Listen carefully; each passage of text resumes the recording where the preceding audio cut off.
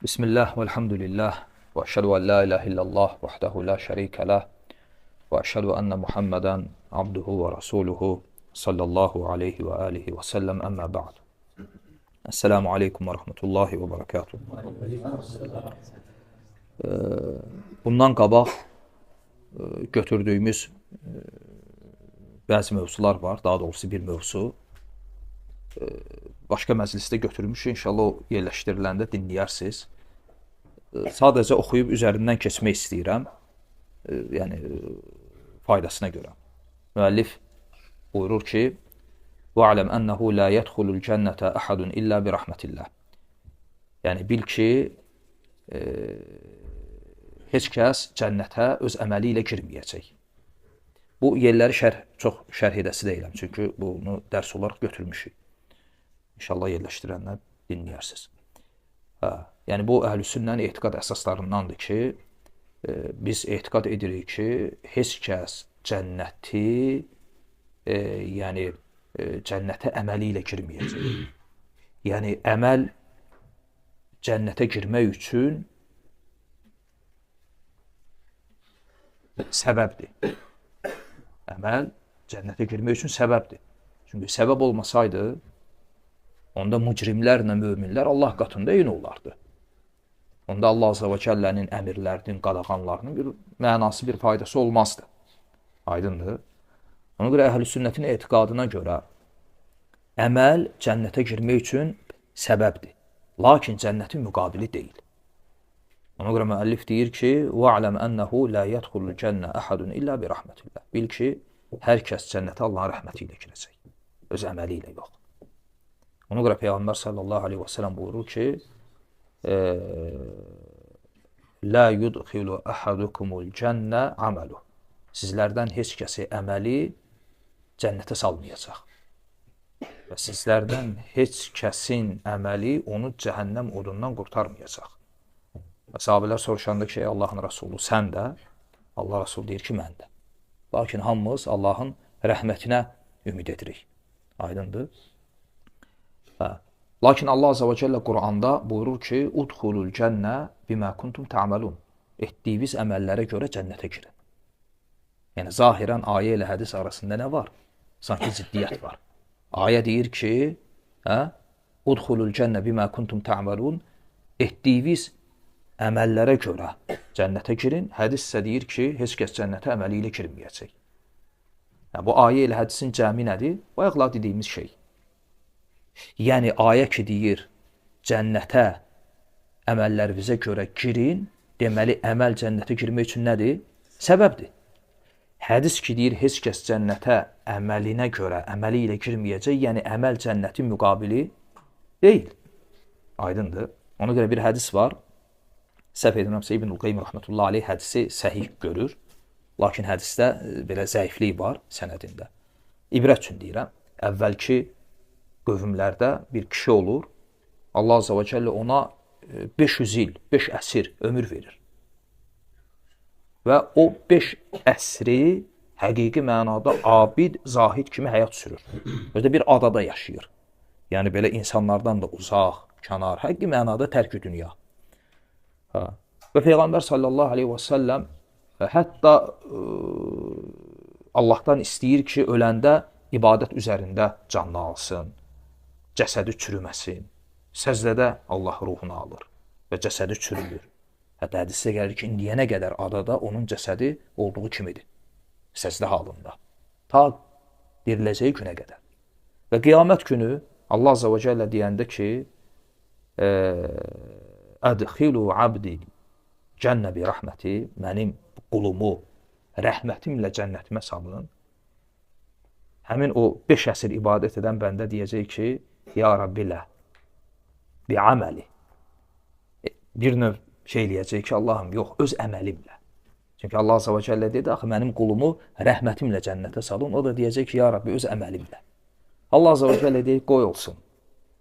Və əmr edəcək ki, haqq tərəssi qurulsun. Və 5 əsr boyunca etdiyi bütün əməlləri, bütün ibadətləri tərəzinin bir tərəfinə qoyulacaq. Və ona verilən göz neyməti tərəzinin digər tərəfinə.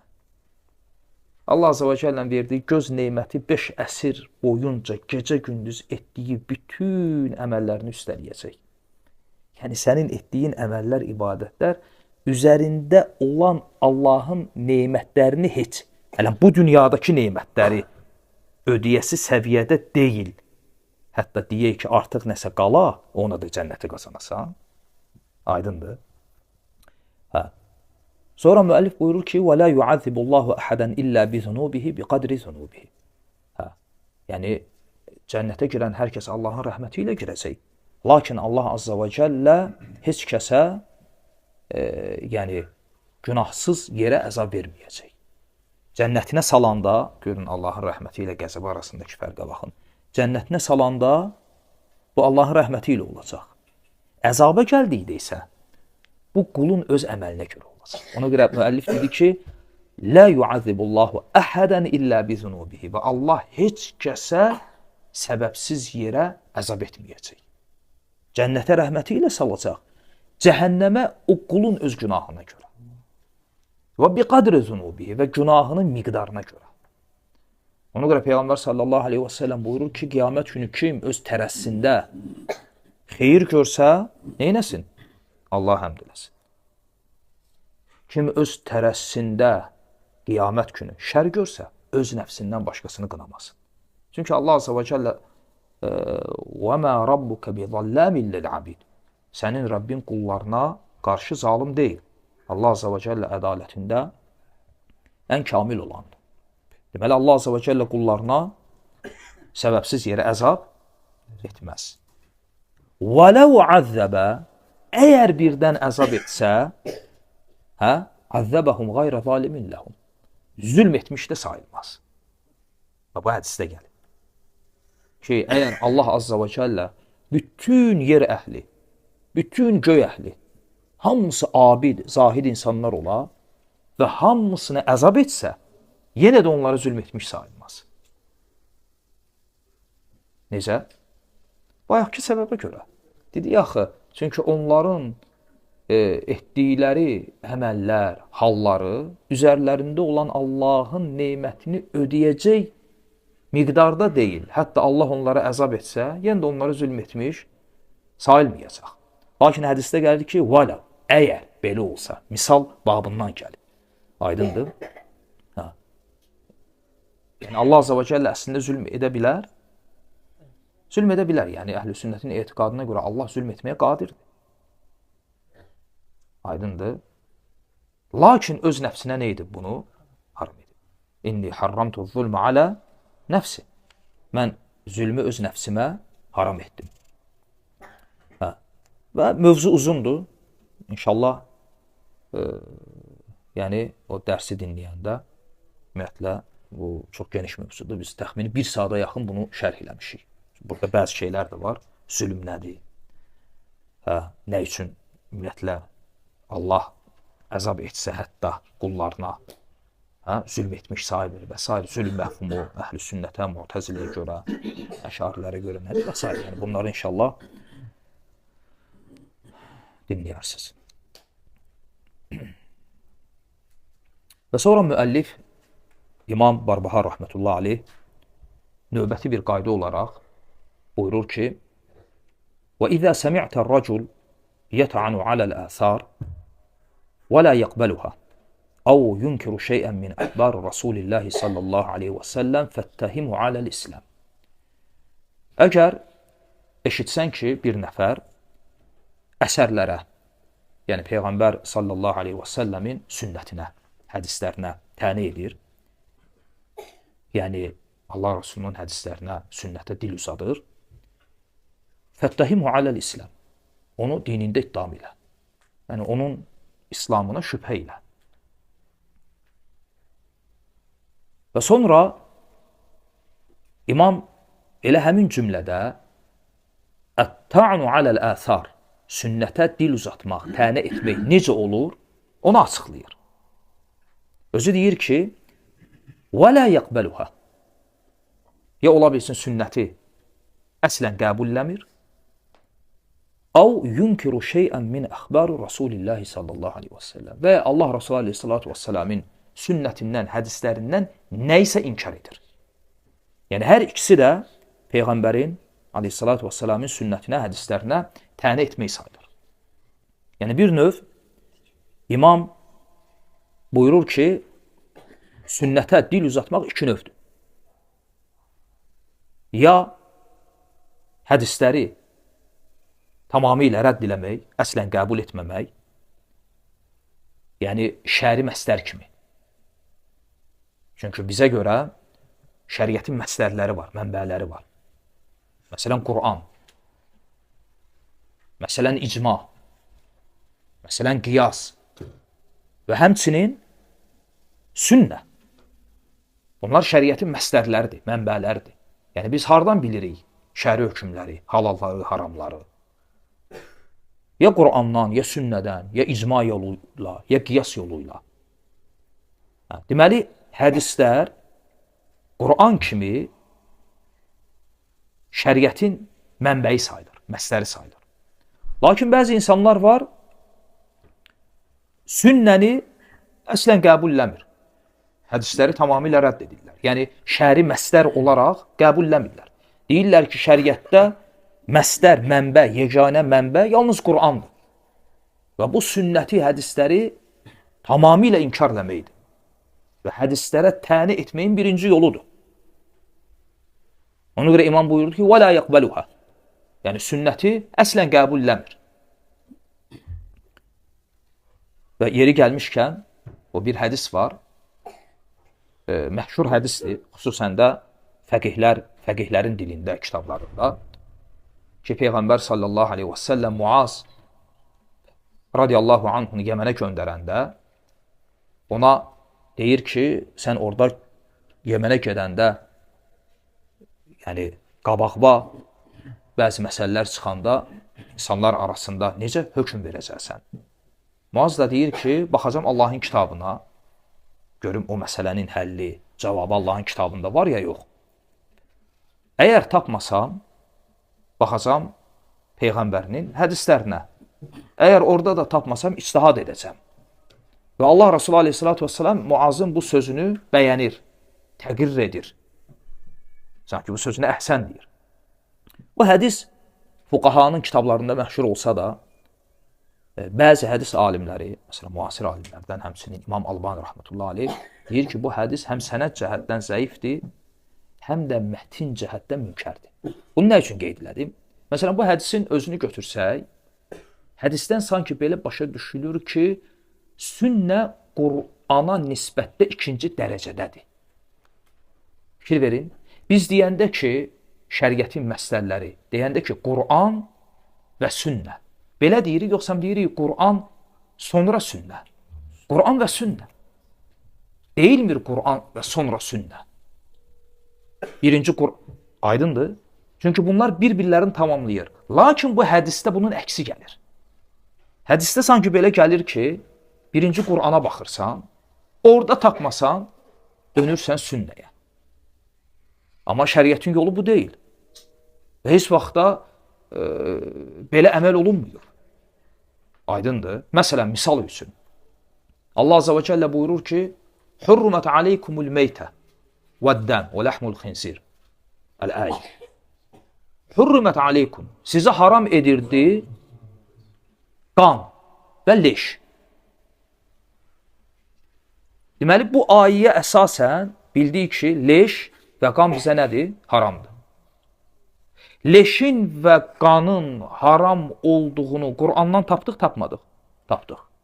Artıq sünnəyə dönməyə ehtiyac var. Yəni, Muazın bu hədisinə əsasən rəvayət olunan, bu rəvayətə əsasən Şeyx Albani rahmetullahi aleyhdir, səhih deyil. Onda sünnəyə dönməyə ehtiyac yoxdur. Çünki biz artıq Qur'anda leşin, qanın haram olduğunu tapdıq. Hurrumet aleykumul meytə vəddəm. Amma biz sünnəyə dönəndə görürük ki, Peyğəmbər sallallahu aleyhi və səlləm buyurur ki, Uhillət lənə meytətən və dəmən. Bizə iki növ leş və iki növ qan halal edildi. İki növ leş, çəyirtkə və balıq, iki növ qan, ciyər və dalaq. Ciyər və dalaq. Bunlar istisna edilir. Yəni, sünnəyə dönməsək, Qur'anla götürsək, mücərrəd olaraq o ayə ilə, onda gərək balıq da həmin haram hökmünə düşsün və çəyirtkə də ərəblər yeyirlər, xüsusi çəyirtkənin növləri var, böyük, ətli. Çünki balıq özü də əslində şəri ölçüdə leş sayılır. Leş nədir? Meytə. Odur ki, o boğazlanmır. Çünki sən balığı tutursan, boğazlanmırsan axı. Diri-diri də ölür. Şəri ölçüdə, qayda ilə bu nə sayılır? Meytə. Leş. Quran da deyir ki, hurrimat aleykumul meytə. Meyt, leş isə haram edildi. Deməli, balıq nədir? Bu ayə ilə götürsək. Haram. Yəni, sünnəyə dönməsək, bu ayə ilə balıq haram çıxır. Amma Allah Resulü aleyhissalatu vesselam dedi ki, uhillət lənə meytətən və dəmən. Bizə 2 növ leş və 2 növ qan halal edildi və onları izah edir. Deməli, biz demirik ki, Quran və sonra sünnə. Quranda tapsaq kifayətdir. Dönmürük sünnəyə. Yox, belə demirik. Biz deyirik ki, Quran və sünnə. Bunlar bir-birlərini tamamlayır. Və bu bunun bir misalıdır. Deməli, hədislərə təni etməyin birinci forması nə idi? Ümumiyyətlə sünnəti qəbul etməmək, inkar eləmək, şəri bir məslər kimi götürməmək.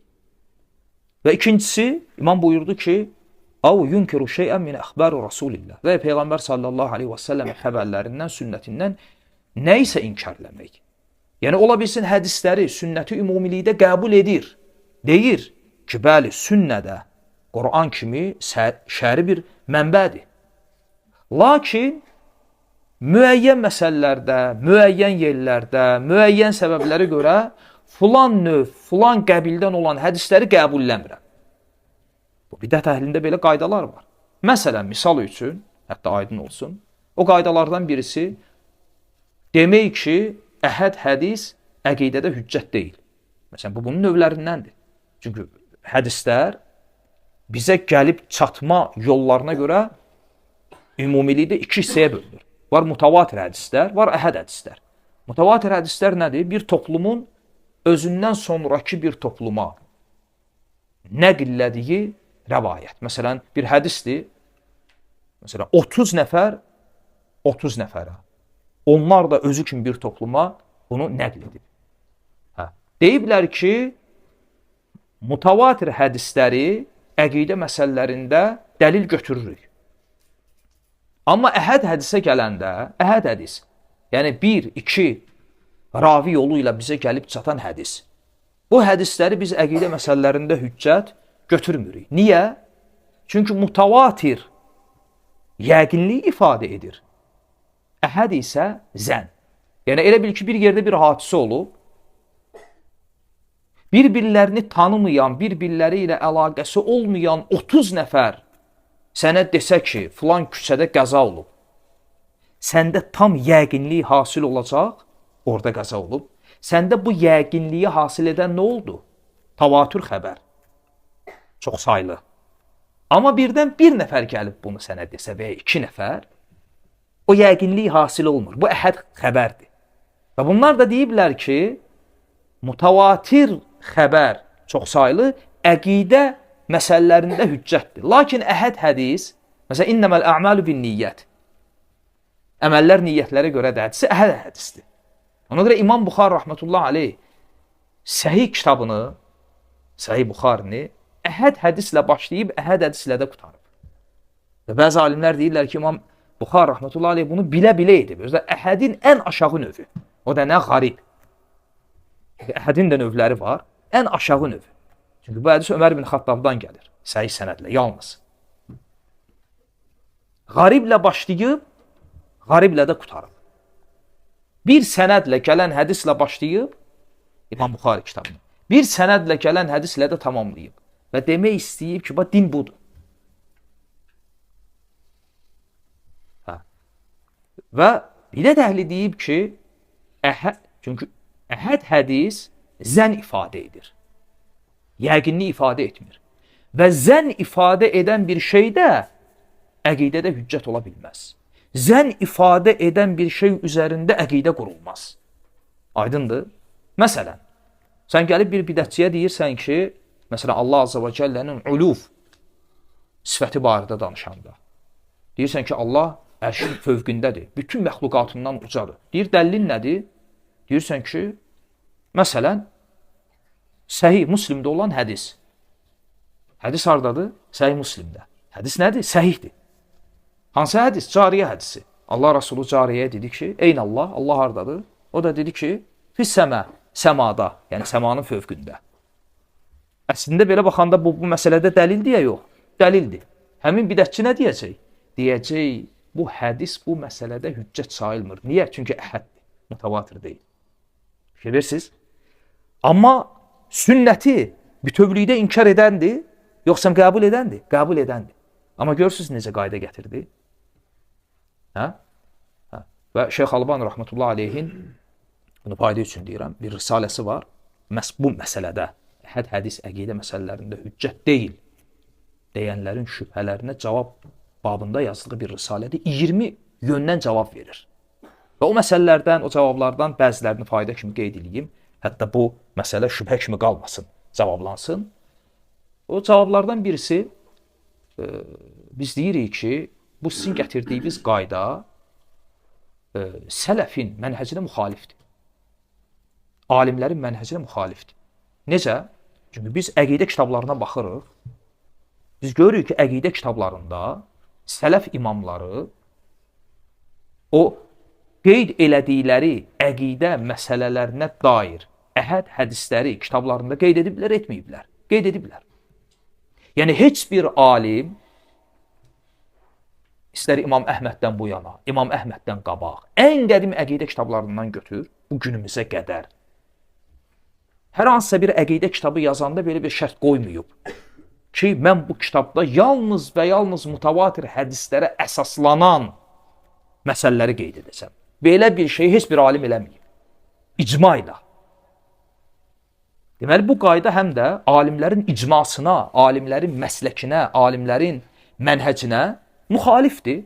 Bu hələ özü təkcə kifayətdir ki, deyəsən, bu qayda nədir? Bidətdir. Yəni, sonradan çıxıb, sonradan uydurulub. Bu bir. İkinci misal və ikinci dəlil bu qaydanın batıl olmasına, Peyğəmbər sallallahu aleyhi və səlləm istər Əlini, istər Muazı, istər digər sahabələri hansısa qəbilələrə, bəldələrə dini təbliğ üçün göndərirdi ya yox. Məsələn, Muazı göndərmişdi Yəmənə və başqa sahabəni başqa yerə. Təbii ki, Muaz ora gedəndə onlara dinlərini öyrətmək üçün getmişdi. Və dinlərini öyrətmək deyəndə burada nə nəzərdə tutulur? Təkcə fıqhi məsələlər, yoxsa həm də əqidə məsələləri? Həm də əqidə məsələləri. Elə ən birinci bu nəzərdə tutulur. Çünki namazdan, orucdan qabaq onlara əqidəni öyrədəcəkdi.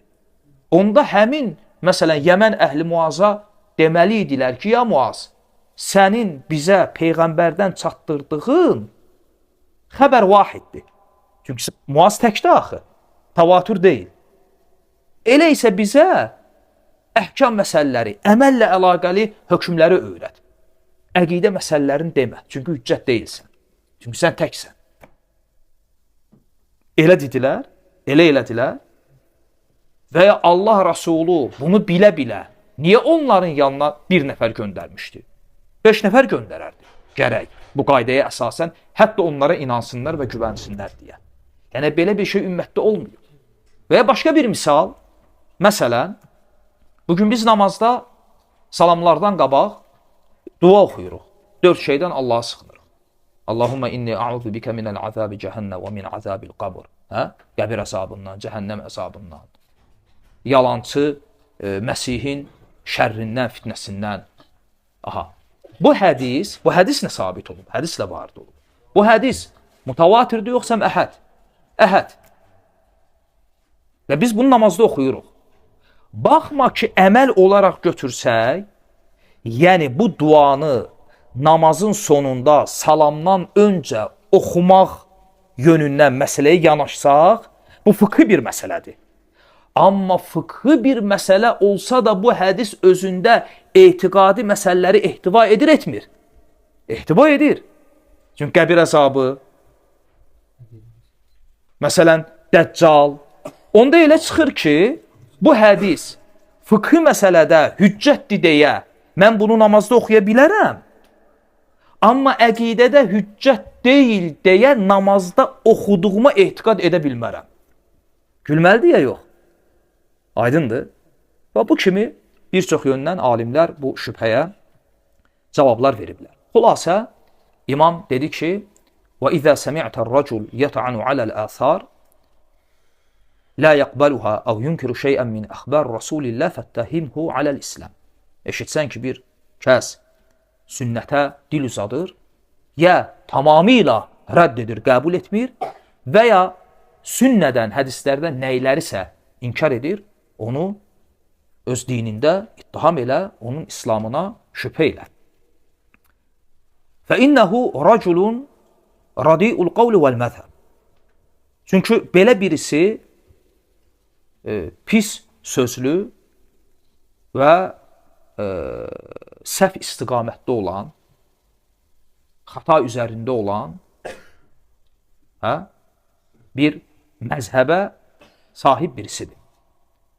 وَإِنَّمَا تَعَنَ عَلَى رَسُولِ اللّٰهِ sallallahu aleyhi və səlləm və əshabihi. Və belə birisi əslində Allah Rasuluna və onun əshabına tənə edən birisidir. Görün, imam nə deyir? Yəni, Allah Rasulunun sünnətinə, əsərlərə tənə edən birisi əslində Peyğəmbərə və əshabına tənə edən birisidir. Yəni, sünnətə tənə etmək əslində Peyğəmbərə tənə etməkdir. Ya birbaşa qəsdli olaraq, elə niyyəti budur, ya da dolayısı yolla. Ola bilsin, niyyətində bunu tutmayıb, qəsdi bu deyil, amma bunu aparıb çıxarır. Və sonra imam bunun səbəbini izah edir. Buyurur ki, لِأَنَّهُ إِنَّمَا عَرَفْنَا اللّٰهِ وَعَرَفْنَا رَسُولَ اللّٰهِ sallallahu aleyhi və səlləm وَعَرَفْنَا الْقُرْآنِ وَعَرَفْنَا الْخَيْرَ وَالشَّرِ وَالدُّنْيَا وَالْآخِرَةِ بِالْآثَارِ. Çünki biz hər şeyi, Allahı, Peyğəmbərini, Qur'anı, xeyri, şəri, dünya və axirət işlərini, hər şeyi məhz əsərlər ilə, sünnə ilə bilib öyrənmişik. Əgər sən sünnəyə tənə edəcəksənsə, onda xeyr adına, din adına bizim əlimizdə nə qalacaq? Heç nə. Və həmçinin Peyğəmbər sallallahu aleyhi və səlləm əslində bu növ insanların gələcəyini xəbər vermişdi. Və bu sünnədə varid olub. Və həmçinin alimlər bunu min dəlailin nübuvvə babından sayıblar. Dəlailin nübuvvə nədir? Peyğəmbər sallallahu aleyhi və səlləmin nübüvvətinə, peyğəmbərliyinə dəlil olan əlamətlərdən. Hətta bu arada Beyhəq rəhmətullah aleyhin kitabı var. Dəlailin nübuvvə. Ayrıca bu arada olan bütün rəvayətləri yıxıb. Çünki Allah Rasulü hardan bilirdi ki, bu qəbil insanlar gələcək? Vəhiy ilə. Dəlildir ki, o nə idi? Peyğəmbər idi. Və həmin hədislərin birində, hədisi İmam Tirmizi Sünənində rəvayət edib, Peyğəmbər sallallahu aleyhi və səlləm buyurur ki, vaxt gələcək, ödə necə bir vaxt? Yaxın bir vaxt. Fikir verin hədisə. Yəni, bu çox uzaq bir vaxt olmayacaq. Yəni, az qalıb. Yəni, çox keçməz. Görəcəksiniz ki, insanlar çıxıb, öz yəni oturacağına dirsəylənmiş halda ona gəlib kimsə mənim hədislərimdən, mənim xəbərlərimdən nəysə bir şey çatdırdıqda deyəcək ki, beynənə və beynəkum kitabullah. Sizinlə bizim aramızda Allahın kitabı var. Mə vəcədnə fihi min halal istəhləlləh. Allahın kitabında nəyi halal gördük, halal sayırıq. Və mə vəcədnə fihi min haram, harramnəh. Və Allahın kitabında nəyi haram gördük, haram sayırıq. Allah Resulü aleyhissalatü vesselam buyurur ki, belə insanlar gələcək. Yəni sünnəti inkar edib, yalnız Qur'an ilə yetinənlər. Və sonra Allah Resulü buyurur ki, ələ və innəmə harrama Rasulullah fəhuvə mithlu mə harramallah. Bilin və agah olun ki, Allah elçisinin haram etdikləri Allah Azza və Cəllənin haram etdikləri kimidir, onun mislindədir. Və doğrudan da Allah Resulü Aleyhisselatü Vesselam'ın dediyi kimi olur, dediyi kimi olur. Bu ümmətdə ilk hədis inkarçıları kimlərdir? Xavariclər. Bu ümmətdə ilk hədis inkarçıları xavariclər olur. Onlarda hədis inkarçılığı olub. Və onların çoxsu Quran hafizləri idilər. Hətta qədim xavarizlərin adlarından birisi də Əl-Qurra, yəni Quran qariləri. Xavarizlərin ləqəblərindən olub. Əl-Qurra, Quran qariləri. Ona görə fikir verin, Əli İbn Əbu Talib radiyallahu anhu öz xilafəti zamanında hətta İbn Abbası onlarla münazara etməyə göndərəndə, daha doğrusu İbn Abbas özü getmək istəyir. Əli möminlərin əmri idi, onun xilafəti idi. Ondan icazə alır. İzin verir. Və faydası da olur. Neçə min nəfər qayıdır. Hamısı qayıtmasa da. Və İbn Abbas onlarla münazara etməyə gedəndə Əli nə deyir? Deyir, onlar ilə danışanda sünnəyə əsaslan. Quranla danışma. Li'annəl Quran zülvücuh. Çünki Quran çox mənalıdır. Quran çox mənalıdır. Məsələn, bu rəvayət özü də göstərir ki, onlar yəni öz işlərində sünnəyə əsaslanmırdılar. Və məsələn, bir qadın gəlir Ayşə anamıza deyir ki, nə üçün heyzli qadın sonra orucu qəza edir, amma namazı qəza eləmir. Yəni, sanki bu harda varid olub? Bunu biz hardan bilirik? Sünnədən. Amma belə ağla qaytarsaq, əksi olmalıdır. Niyə? Çünki əslində oruc Allah qatında daha üstün ibadətdir namaz. Namaz. Yəni bu qayda ilə, bu məntiq ilə gərək heyzli qadın namazı qəza eləsin. Yəni orucu qəza eləməsə də. Amma şəriət əksini deyir. Namazı qəza eləmir, amma orucu qəza edir. Sanki bu məntiqə zid gəlir bu hədis. Ona görə Ayşə anamıza həmin qadın bu sualı verəndə Ayşə anamız deyir ki, Əhharuriyyətun ənd, sən harurilərdənsən, yəni xavarislərdən. Hədisə şübhə elədiyinə görə. O da deyir, yox, sadəcə olaraq ağlıma bu sual gəlib, bu sualı verirəm. Və maraqlıdır, bugün də hədis inkarçılar bunu deyirlər. Deyirlər ki, heyzli qadın,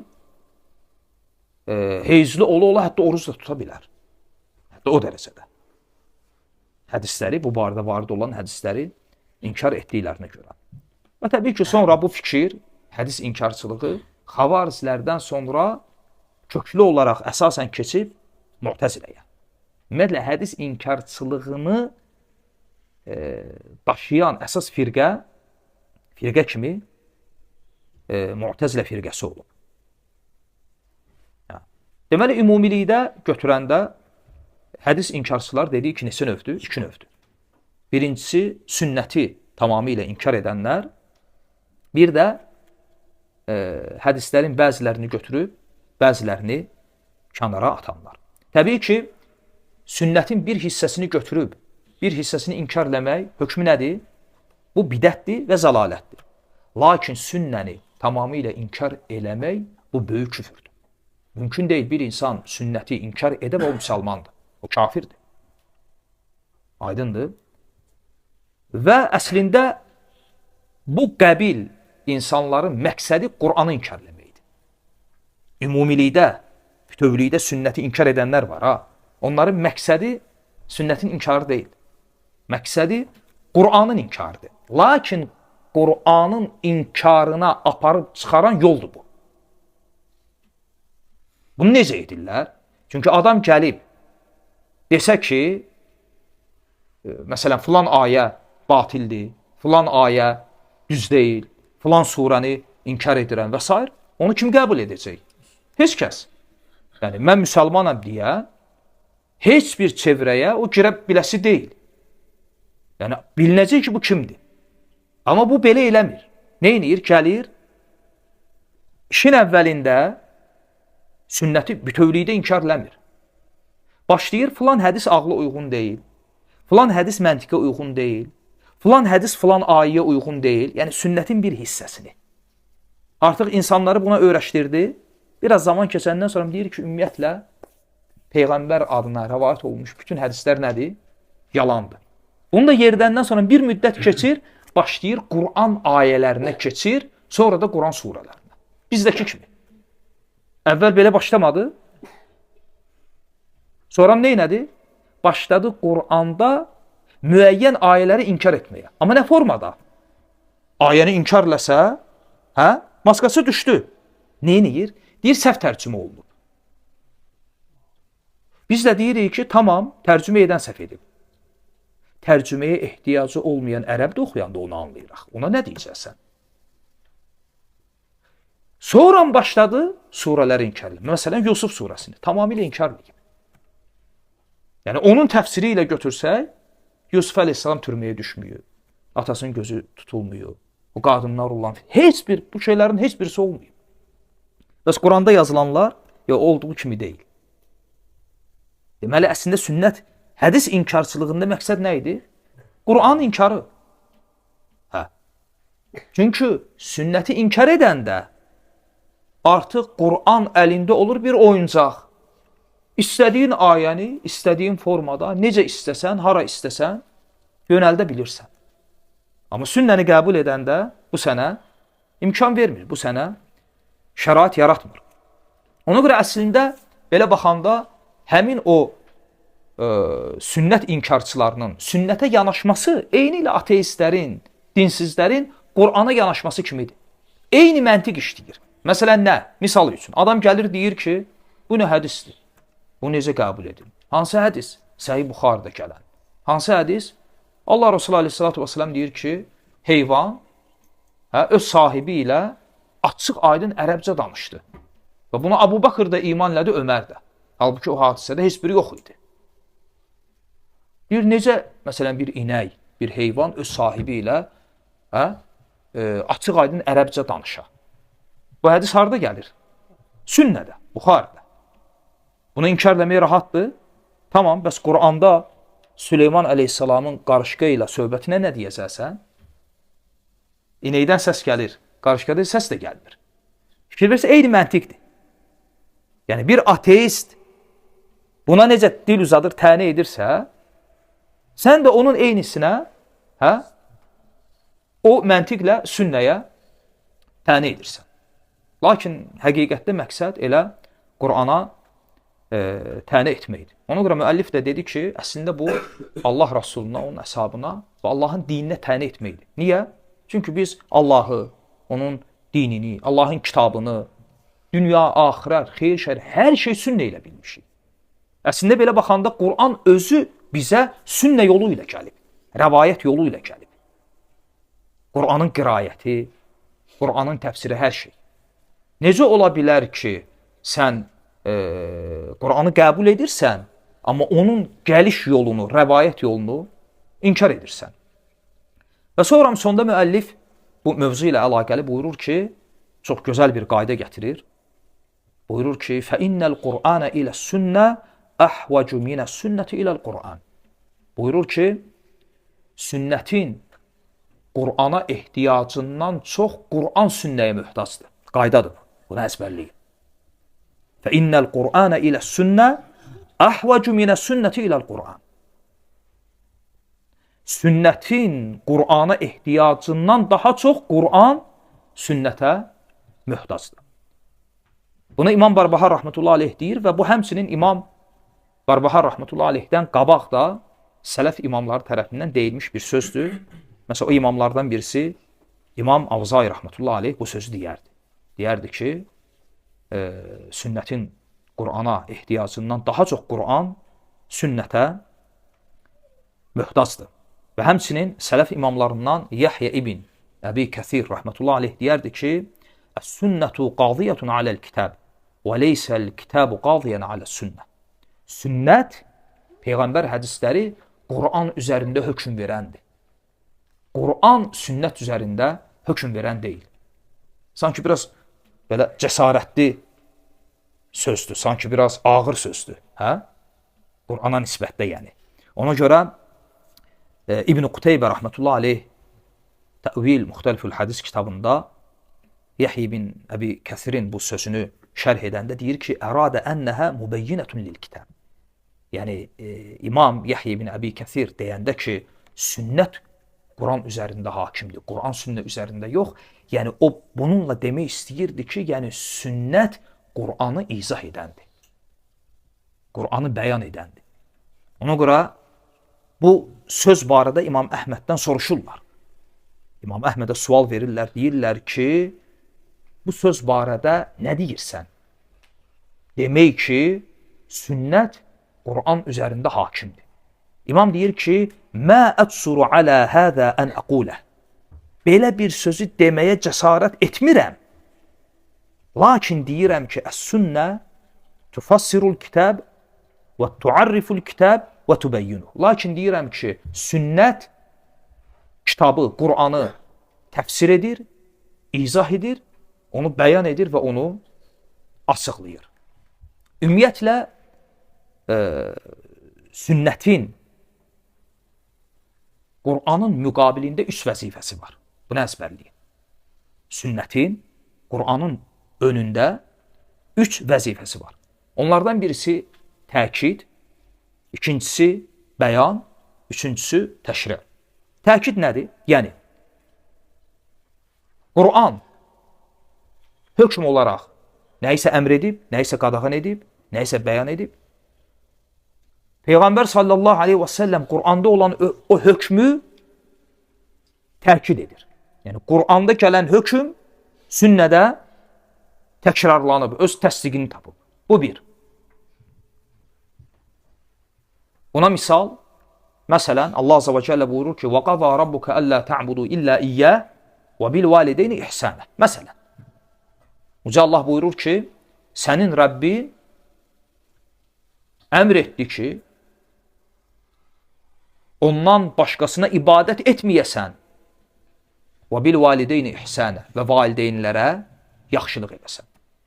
Ayə nəyi əmirlədi? Allaha şərik qoşmamaq, bir də valideynə yaxşılıq edib onun üzünə ağ olmamaq. Bu Quran ayəsidir. İndi hədisə fikir verin. Allah Resulü aleyhissalatü vesselam buyurur ki, mən sizə günahların ən böyüyündən böyüyünü xəbər vereyim. Deyirlər ki, bələ ya Resulallah. Bələ ey Allahın Resulü. Allah Resulü buyurur ki, əl-işraku billah və uququl valideyn. Allaha şərik qoşmaq və valideynin üzünə ağ olmaq. Bu hədis, bu ayəni təsdiq elədi ya yox.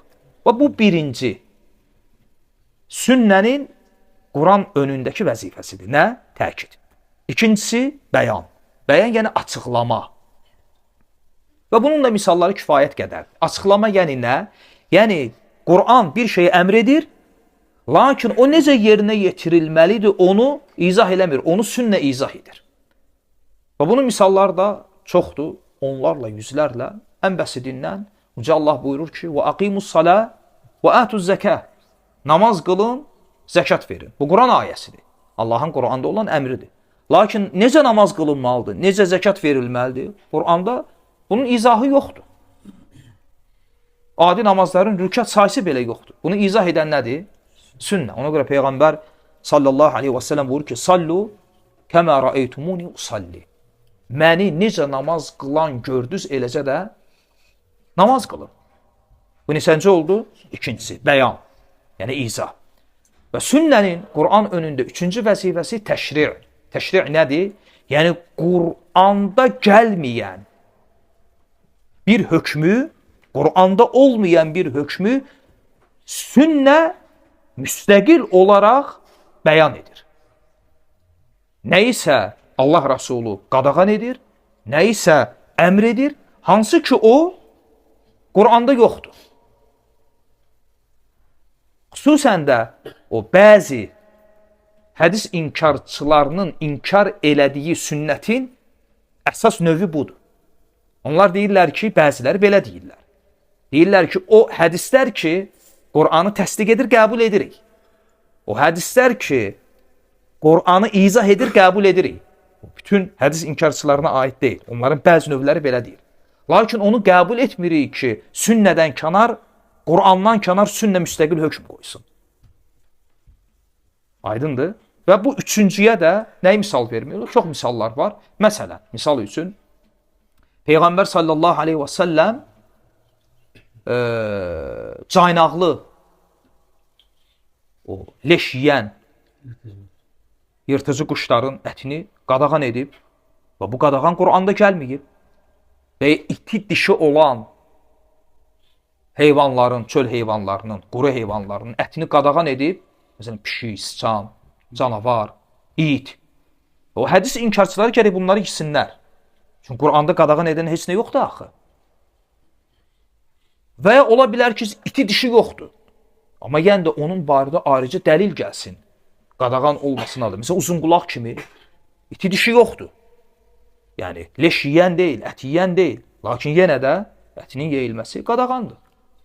Və bu kimi onlarla bəlkə də yüzlərlə misallar. Məsələn, başqa bir misal. Kişi eyni anda bir qadını və onun bibisini, eyni anda bir qadını və onun xalasını ala bilməz. Yəni, birinci və ikinci yoldaş kimi. Bu haramdır. Nə ilə? Quranla sünnə ilə. Sünnə ilə. Hədis inkarçıları gərək buna nə eləsinlər? İcazə versinlər. Aydındır? Dua edirəm ki, Allah s.ə.v. istifadə götürən qullarından etsin. Barakallahu fikum.